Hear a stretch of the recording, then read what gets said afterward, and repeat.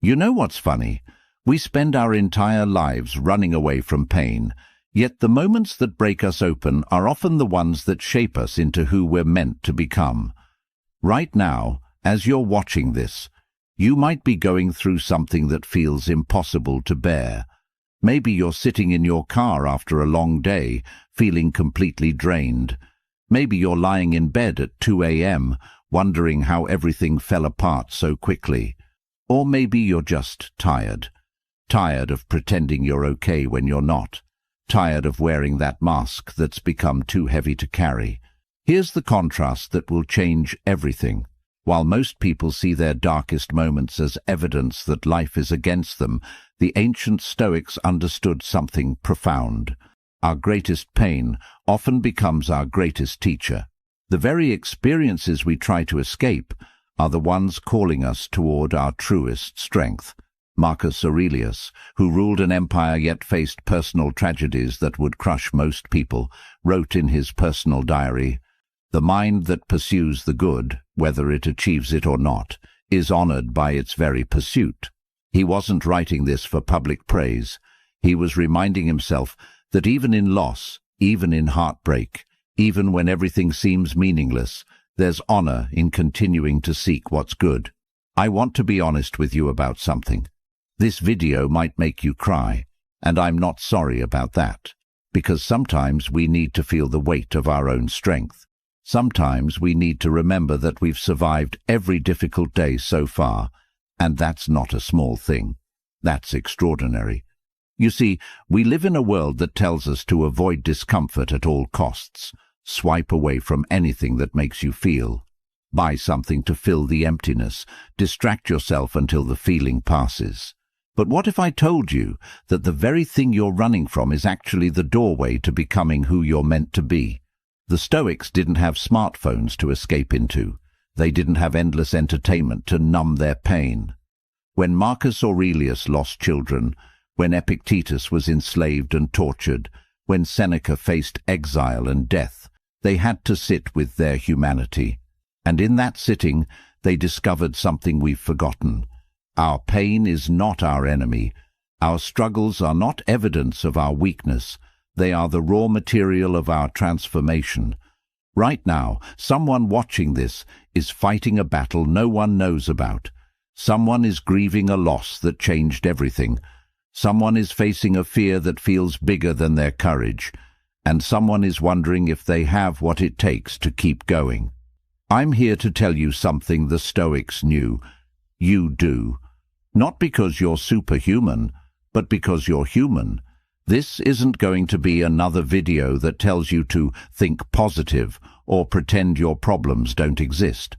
This is about learning to dance with your difficulties, to find meaning in your mess, and to discover that the very things breaking your heart might be breaking it open to hold more love, more wisdom, more compassion than you ever thought possible.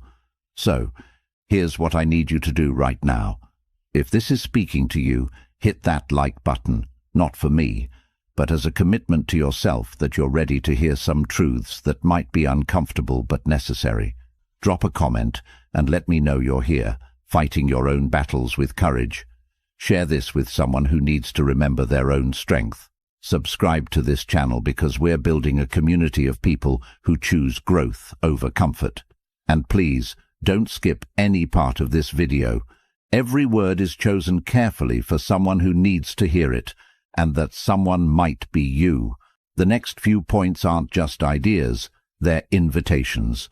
Invitations to see your life differently, to find strength you didn't know you had, and to understand that your sensitivity, your struggles, your very human heart, these aren't weaknesses to overcome.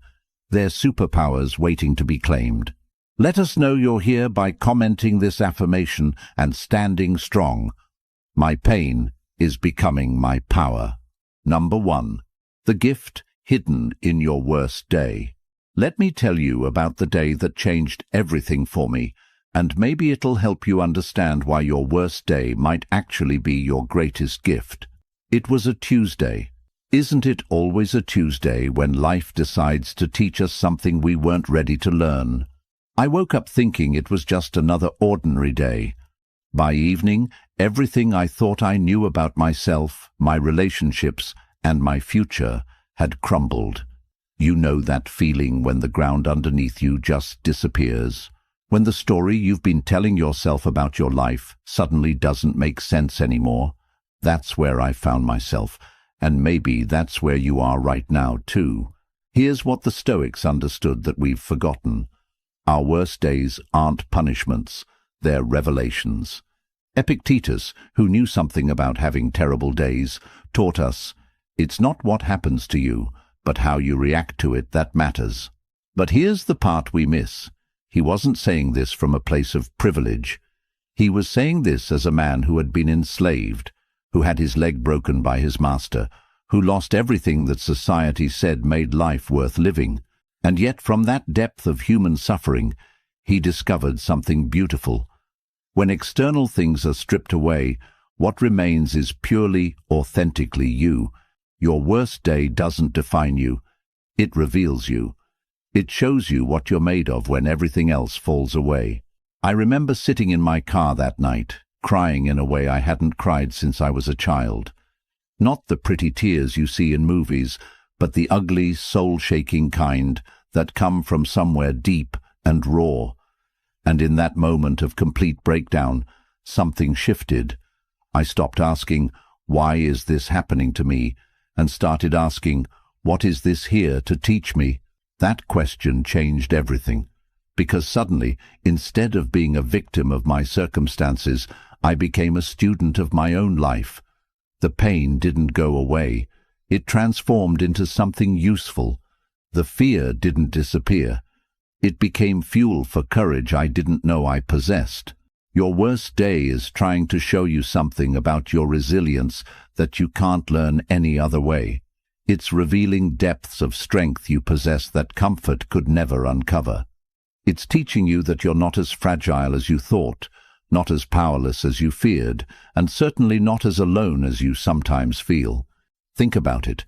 Every person you admire, every story that moves you, every example of human greatness you've ever encountered, they all have one thing in common. They all had a day, or many days, when everything fell apart. And they all made the same choice you're being invited to make right now, to let that breaking become a breaking open. The gift hidden in your worst day isn't obvious at first. It's wrapped in confusion, tied with ribbons of pain, and delivered at the worst possible time. But inside that terrible gift is everything you need to become who you're meant to be. Inside is the compassion you'll have for others who are suffering. Inside is the strength you'll need for challenges you can't even imagine yet. Inside is the wisdom that only comes from walking through the fire and realizing you didn't burn. You were refined. Your worst day isn't the end of your story. It's the beginning of a better chapter. Not better because life becomes easier, but better because you become stronger, wiser, more compassionate, more real. If you're ready to let your hardest moments teach you, drop this in the comments. My worst day revealed my best self. Number 2, why your sensitivity is your secret weapon. They told you that you feel too much, didn't they? That you're too sensitive, too emotional, too intense. Maybe they said it with concern, maybe with frustration, but the message was clear. There's something wrong with feeling so deeply in a world that seems to reward numbness. Here's what I wish someone had told you earlier. Your sensitivity isn't a flaw to fix. It's a superpower you've been taught to hide. Seneca, one of Rome's greatest philosophers, wrote letters to his friend that were so emotionally honest, so vulnerable, that 2,000 years later they still make people cry. He wrote, "Every new beginning comes from some other beginning's end." But here's what's beautiful about that quote. He wasn't writing it as cold philosophy. He was writing it through tears, through loss, through the kind of heartbreak that only someone who feels deeply can know. The Stoics weren't emotionless robots like people think. They were the most emotionally intelligent people of their time. They felt everything. They just learned to feel it without being destroyed by it. There's a difference between feeling deeply and drowning in those feelings. Your sensitivity allows you to experience life in high definition, while others are stuck watching a black and white TV. You know what your sensitivity really is? It's your ability to pick up on things others miss. When someone is hurting, you feel it in your chest. When something is beautiful, it moves you to tears. When something is wrong, your whole body knows it before your mind catches up. This isn't weakness. This is wisdom that can't be taught in books. Your emotions aren't random. They're information. They're your inner guidance system trying to tell you something important. When you feel anxious about a relationship, that's not you being paranoid. That's you picking up on real inconsistencies your logical mind hasn't processed yet. When you feel excited about an opportunity everyone else thinks is crazy, that's not you being naive. That's your intuition recognizing potential others can't see. The world needs people who feel deeply. We need people who care so much it hurts sometimes, because caring is what changes things. We need people who can sense when someone is struggling behind their smile, who can feel the beauty in a sunset so deeply they have to stop and appreciate it, who can sense injustice in their bones and feel compelled to do something about it. Your tears aren't signs of weakness. They're signs that you're fully alive. Your intense emotions aren't problems to solve. They're gifts to appreciate. Your ability to feel another person's pain isn't a burden to carry. It's compassion in action. Stop apologizing for feeling things deeply. Stop trying to numb what makes you human. Stop believing the lie that strength means feeling less. Real strength means feeling everything and still showing up, still caring, still choosing love even when it's scary, still believing in goodness even when the world gives you reasons not to. Your sensitivity is your secret weapon because it allows you to connect with people in ways that surface-level interactions never could. It allows you to create, to love, to inspire, to heal, not despite your deep feelings, but because of them. If you agree that sensitivity is your superpower, drop this in the comments. My sensitivity is my strength, not my weakness. Number 3. The art of losing everything and finding yourself. There comes a moment in every person's life when everything they thought they needed gets stripped away. Maybe it's all at once: a job, a relationship, a dream, a person you loved, gone. Or maybe it happens slowly, like watching your old life dissolve piece by piece until you wake up one day and barely recognize yourself or your circumstances. I want to talk to you about that moment, because if you haven't had it yet, you will. And if you're in it right now, I want you to know something. You're not falling apart. You're falling into place. Marcus Aurelius understood this better than most. He wrote, "Loss is nothing else but change, and change is nature's delight." Easy words to read, harder words to live.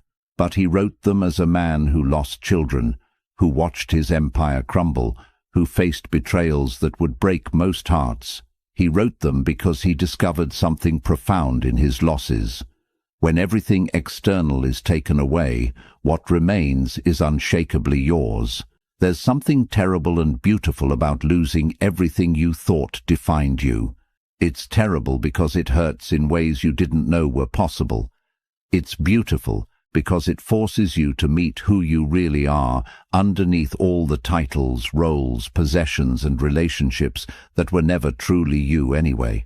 You remember the day you lost what you thought was your entire identity, the career you had built for years, the relationship you believed would last forever, the future you planned so carefully. All of it vanished in what felt like minutes. You sat in an empty apartment surrounded by boxes, feeling like a stranger in your own life. But here's what nobody tells you about rock bottom. It's solid. You can build on it. When you have nothing left to lose, you have everything to gain. When all your old strategies stop working, you're forced to discover new ones. When your old identity crumbles, you get to choose who you become next. The art of losing everything isn't about learning to let go gracefully, though that comes with time. It's about learning to see loss as liberation. Every ending is clearing space for a beginning. Every door that closes is redirecting you toward a door that's meant for you. Every person who leaves is making room for the people who are supposed to stay. Your losses are not punishments for something you did wrong. They're not evidence that you're not good enough, smart enough, or worthy enough. They're course corrections from a universe that knows better than you do what you actually need. They're invitations to stop trying to control outcomes and start trusting the process. Think about a tree in winter. It looks dead, doesn't it? Bare branches reaching toward a grey sky, no leaves, no visible signs of life. But underneath the surface, in the roots, in the core, life is happening. The tree is gathering strength for spring. It's not dying. It's preparing for rebirth. That's you right now if you're in a season of loss. You might feel empty, bare, broken. But underneath the surface, in places you can't see, you're gathering strength for your next season. You're developing roots that will be deeper than anything you had before. You're preparing for a version of yourself that you can't even imagine yet. The art of losing everything is really the art of finding yourself. Not the self you thought you were supposed to be, but the self you actually are. Not the self that needs external validation to feel worthy, but the self that knows its worth comes from within. Not the self that breaks when circumstances change, but the self that bends and grows stronger. Number 4. The beautiful truth about your broken dreams. Right now, someone watching this is mourning a dream that didn't come true. Maybe it was the business that failed, the relationship that ended, the career that never took off, the life you planned that got derailed by circumstances beyond your control.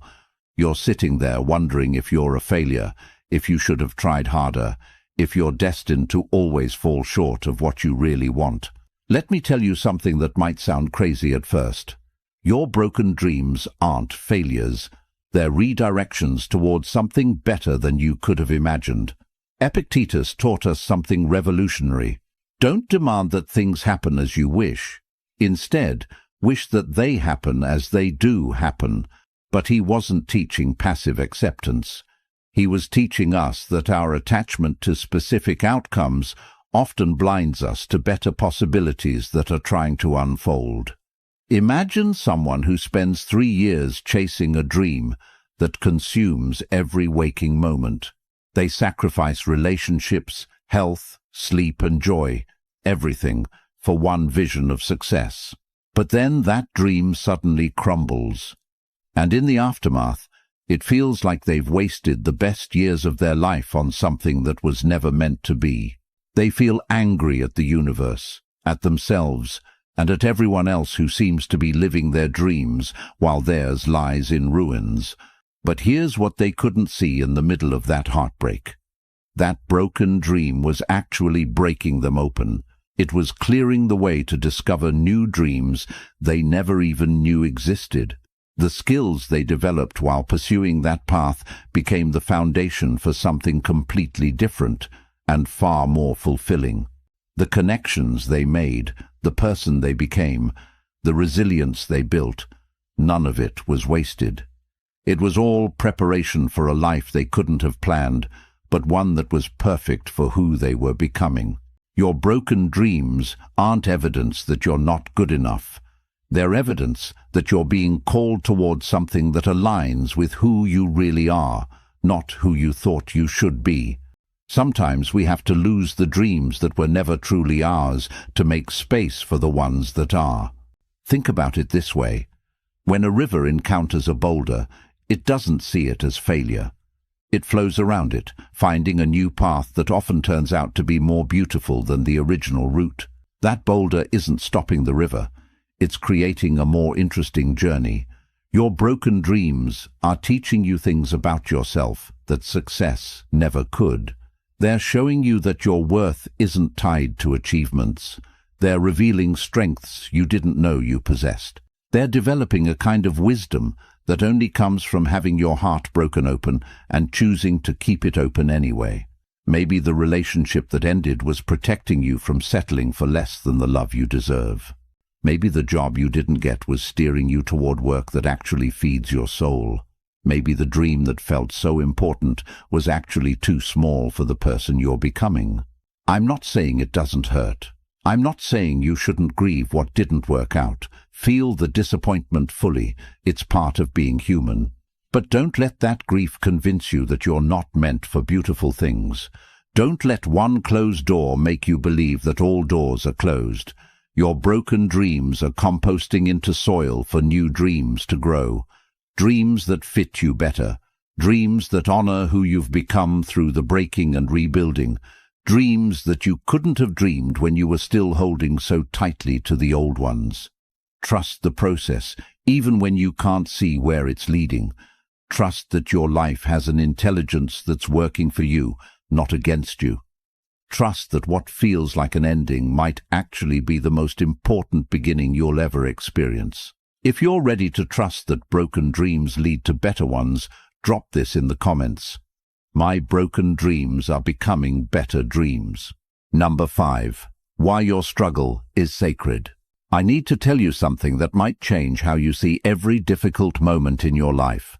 Your struggle isn't a bug in the system, it's a feature. It's not something going wrong, it's something going right, just in a way you weren't expecting. We live in a culture that treats struggle like a disease to be cured as quickly as possible. Pop a pill, buy a solution, think positive thoughts, manifest your way out. But what if the very thing we're trying to escape is actually the most sacred part of our human experience? The Stoics had a beautiful concept they called amor fati, love your fate. Not just accept it, not just tolerate it, love it. Marcus Aurelius wrote, "Accept the things to which fate binds you, and love the people with whom fate associates you." He was saying that our struggles aren't random punishments, they're perfectly placed teachers. I remember sitting with a friend who was going through a divorce after 20 years of marriage. She kept apologizing for crying, kept saying she should be stronger, kept beating herself up for not being able to get over it faster. And I realized something heartbreaking. We've been taught to be ashamed of our struggles instead of honoring them.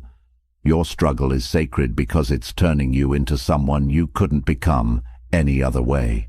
That anxiety you carry, it's teaching you empathy for others who fight invisible battles.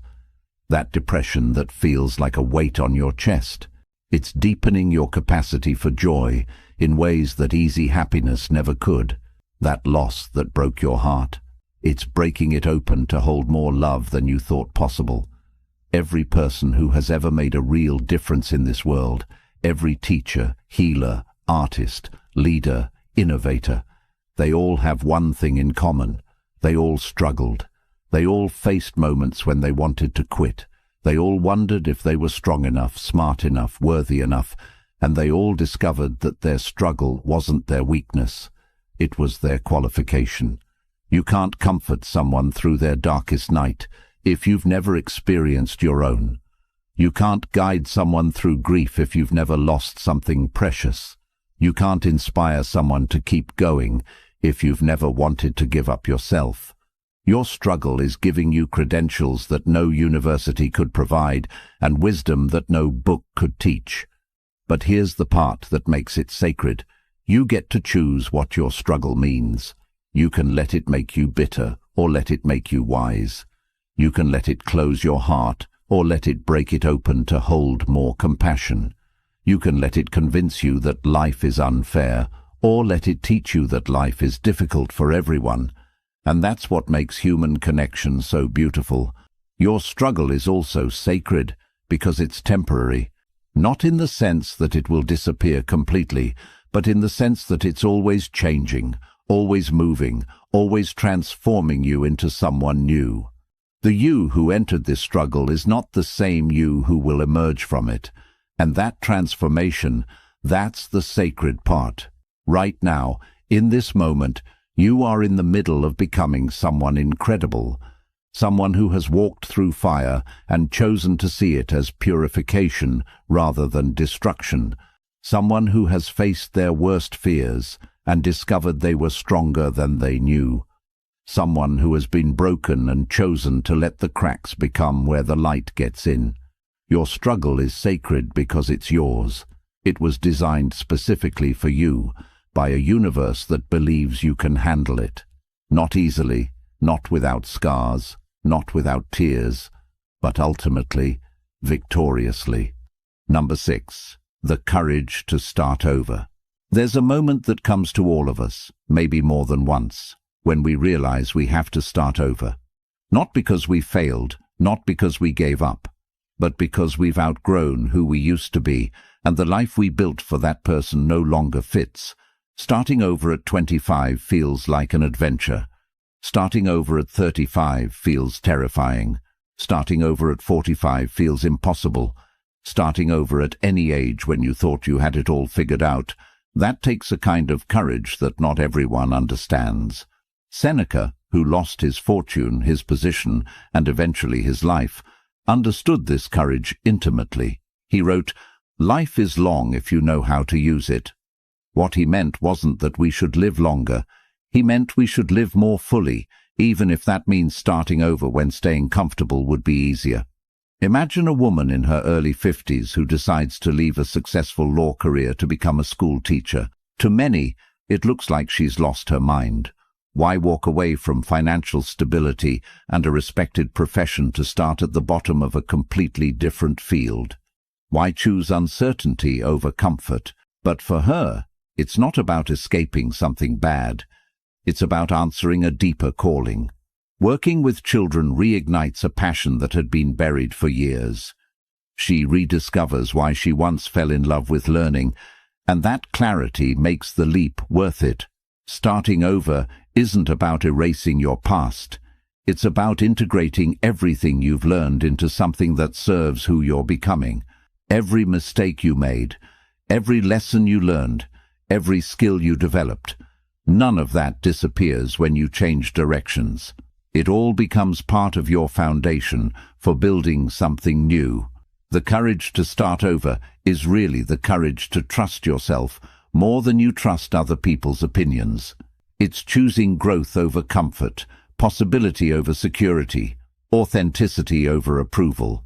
It's saying, "I don't know what's going to happen, but I know I can't stay where I am." Maybe you're sitting there right now knowing you need to start over in some area of your life. Maybe it's a relationship that's been dead for years, but you're scared to be alone. Maybe it's a career that pays the bills but kills your soul. Maybe it's a version of yourself that everyone expects you to be, but that feels like wearing clothes that no longer fit. Here's what I want you to know. Starting over isn't giving up. It's growing up. It's the difference between accepting what is and creating what could be. It's the difference between surviving your life and actually living it. The world needs people who have the courage to start over because you show the rest of us that it's possible. You prove that we're not stuck with our first choices, our past mistakes, or other people's expectations of who we should be. You demonstrate that life is a series of beginnings, not just one long middle with a disappointing end. Starting over means you get to take everything beautiful from your past and leave behind what no longer serves you. You get to keep the wisdom and release the regret. You get to honor who you were while embracing who you're becoming. Yes, it's scary. Yes, people might not understand. Yes, you might fail or struggle or wonder if you made the right choice. But here's what's scarier: getting to the end of your life and realizing you never had the courage to begin the life you actually wanted to live. Your future self is counting on your present self to be brave enough to start over, to choose possibility over predictability, to trust that you're strong enough to build something beautiful, even if you have to start with just your bare hands and an open heart. If you've made it this far, something inside you knows that this message was meant for you, not because your life is harder than anyone else's, but because you're ready to see your struggles differently. You're ready to stop running from your pain and start learning from it. You're ready to stop apologizing for feeling deeply and start using that sensitivity as a superpower. Here's what the Stoics knew that we forget. We are not victims of our circumstances. We are students of our own lives. Every difficulty is a curriculum designed specifically for us. Every loss is making space for something better. Every ending is really a beginning in disguise. The tears you've cried while watching this video aren't signs of weakness. They're signs of recognition. Your soul recognizing its own strength, your heart remembering its own resilience, your spirit awakening to its own power. You came into this world with everything you need to handle whatever comes your way. Not easily, not without scars, not without moments when you want to give up, but ultimately, successfully. Your struggles are not evidence that something is wrong with you. They're evidence that you're alive, that you care, that you're growing into someone extraordinary. As Epictetus said, you are an actor in a play, which is as the author wants it to be. Your role might involve struggle, heartbreak, starting over, feeling too deeply, losing things you love. But it's your role, and you're the only one who can play it. The world needs what you have. It needs your sensitivity, your struggles, your story of falling apart and putting yourself back together. It needs proof that people can survive their worst days and still choose to love, to hope, to believe in beauty. So, here's what I want you to do right now. If this video moved something in you, hit that like button as a promise to yourself that you're going to stop seeing your struggles as problems and start seeing them as preparation. Drop a comment and tell someone else who needs to hear this that they're not alone. Share this with someone whose heart needs these words. And subscribe to this channel because we're building a community of people who choose to see their difficulties as doorways to becoming who they're meant to be. Remember, you're not broken, you're breaking open, and that makes all the difference. If you feel this truth deep in your heart, write this in the comments as a promise to yourself. I am not broken, I am breaking open.